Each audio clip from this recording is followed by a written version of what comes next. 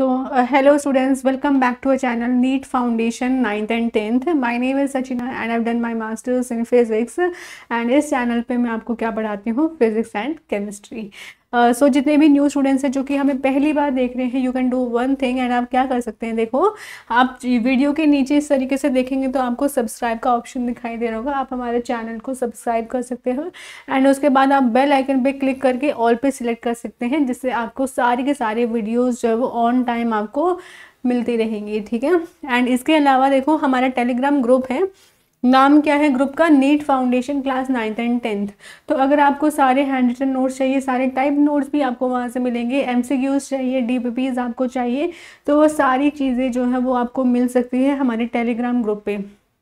तो आप make sure कीजिए कि हमारे टेलीग्राम ग्रुप को ज़रूर ज्वाइन करें आप। उसके लिए आप क्या कर सकते हैं, देखो हमारे डिस्क्रिप्शन बॉक्स को अगर आप ओपन करके देखोगे तो वहाँ पे भी आपको ग्रुप का लिंक जो है वो मिल जाएगा, तो वहाँ से भी आप ज्वाइन कर सकते हो। ठीक है, चलो ये हो गई हमारी बातें। अब देखो, अब हम क्या करते हैं, अपनी क्लास स्टार्ट करते हैं। आज हम क्या पढ़ने वाले हैं उसके बारे में देखोगे। हम क्या कर रहे हैं, देखो क्लास 9th का चैप्टर नंबर 4 हम कर रहे हैं। नाम क्या है चैप्टर का, स्ट्रक्चर ऑफ द एटम। आज हमारा क्या, ये सेकेंड लेक्चर है, तो इससे पहले फर्स्ट लेक्चर जो है वो आ चुका है। तो अगर आपने वो लेक्चर नहीं देखा है तो आप मेक श्योर करोगे वो लेक्चर आप देख लो, ताकि चैप्टर जो है आपको आसानी से अच्छे से समझ में आए। ठीक है, तो चलो आज हम अपनी क्लास जो स्टार्ट करते हैं। और अभी हमें कहाँ से स्टार्ट करना है, देखो, the structure of an atom. Atom का स्ट्रक्चर किस तरीके से है, उसके लिए काफ़ी सारे साइंटिस्ट ने काफ़ी सारे मॉडल्स जो वो प्रोवाइड करे थे। ठीक है, जिसमें कि उन्होंने एटम का स्ट्रक्चर बताया था। तो सबसे पहला जो साइंटिस्ट था वो कौन थे, जे थॉमसन। तो जब सबसे पहला जो मॉडल आया था वो कौन सा आया था, Thomson's model of an atom. ठीक है, तो यहाँ पे देख लो,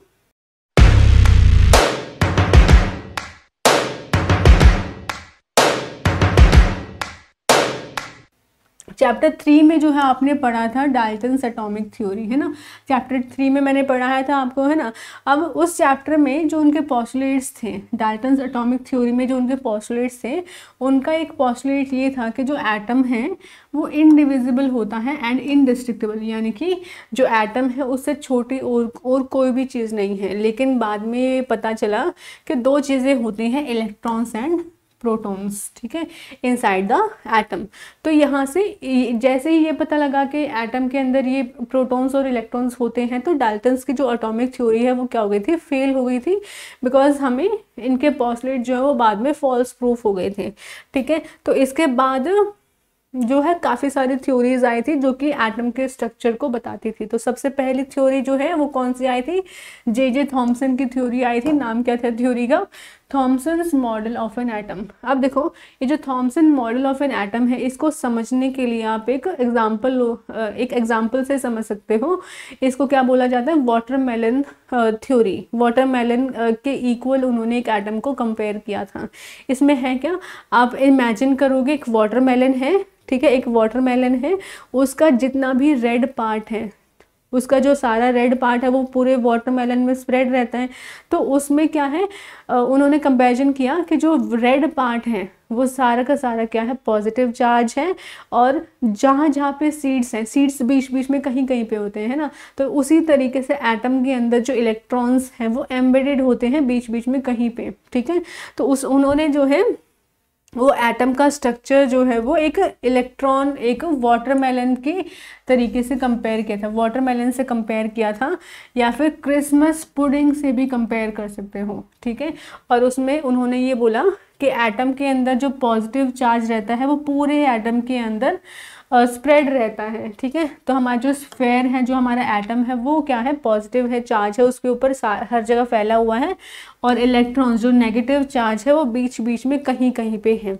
ठीक है, तो ये बोला था थॉमसन मॉडल ने। ठीक है, ये था हमारा थॉमसन मॉडल।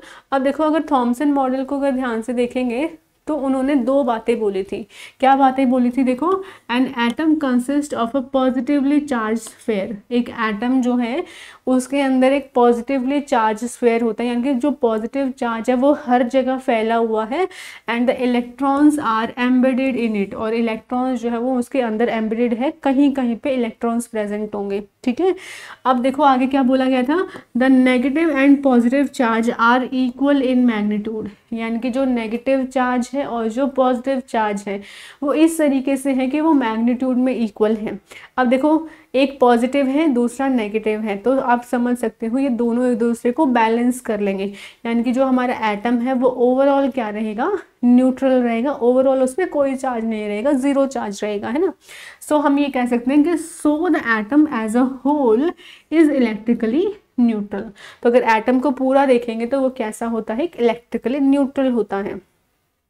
इतना समझ में आया। अब देखो आगे देखेंगे, although Thomson's model explained that the atoms are electrically neutral, the results of experiment carried out by other scientists could not be explained by this model, as we will see below।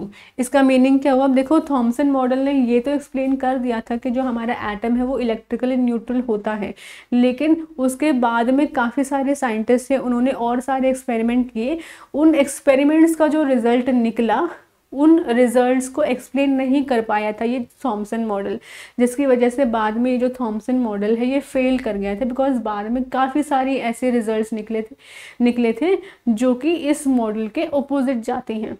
ठीक है, तो ये model जो है उन results को explain नहीं कर पाया था। इतना अच्छे से समझ में आया। तो यही है हमारा थॉमसन मॉडल, बड़ा इजी सा थॉमसन मॉडल है, तो आपको ये समझ में आया भी होगा। ठीक है, अब देखो नेक्स्ट क्लास में हम क्या करने वाले हैं, हम बात करने वाले हैं Rutherford's model of an atom. ठीक है, इसके बाद रदरफोर्ड जो है साइंटिस्ट हैं, इन्होंने क्या किया था, एक एक्सपेरिमेंट किया था। ठीक है, उस एक्सपेरिमेंट से जो रिजल्ट निकले, जो ऑब्जर्वेशंस उन्होंने देखी, उसके बेसिस पे उन्होंने एक मॉडल दिया था एटम का कि एटम जो वो इस तरीके से बना हुआ है। तो ये जो चीज़ है ये हम करने वाले हैं नेक्स्ट क्लास में। ओके स्टूडेंट्स, तो आज के लिए इतना ही। Bye and take care.